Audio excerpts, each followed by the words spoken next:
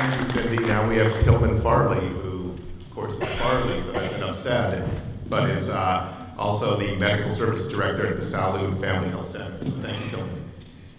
Thanks very much. I'm happy to be here. I'm the Medical Director of a federally qualified health center that covers low-income and underserved populations throughout most of northeastern Colorado. And I'm going to talk about a little bit more about health disparities, but not from an access to health issue, but not from an access to health perspective. And although that's what I spend my days on, is trying to improve access to health, or access to health care anyway. Really, that's a small part of the overall problem. If you look at, if you can go to the next slide.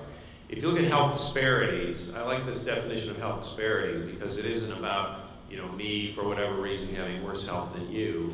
It's about differences in health outcomes between groups that reflect social inequality. So to really get at health disparities, you have to look at social inequalities.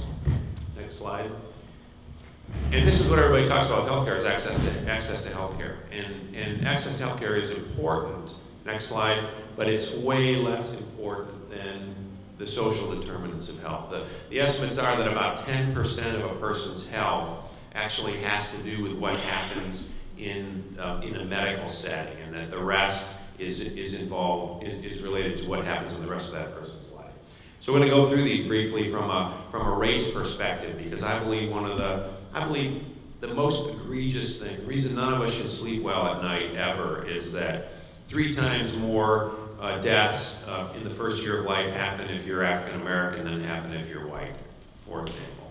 And the health disparities that affect African Americans, Native Americans, and Latinos are just absolutely outrageous. And although health has improved for all groups over time, these disparities have not improved at all. In fact, some of them have worsened.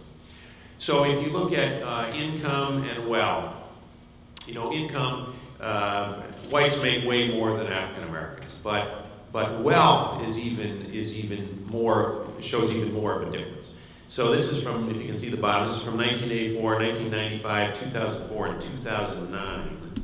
So in 2009, whites had 19 times the wealth of African Americans. Next slide. And if you look at how the net worth of households changed across the Great Recession, so you can see in 2005, before the Great Recession, whites had vastly more wealth than Hispanics or African Americans.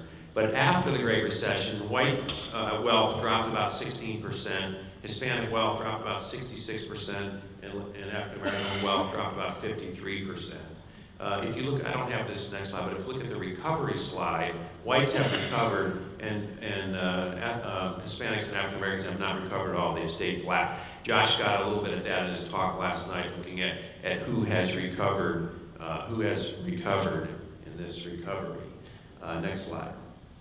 Educational attainment. Again, everybody's being college educated at a greater percentage than in 1970, but the disparity has not changed. And to look at how this affects health, for example, in 2008, a study was done looking at all the lives saved by medical advances from 1990 to 2000. And if you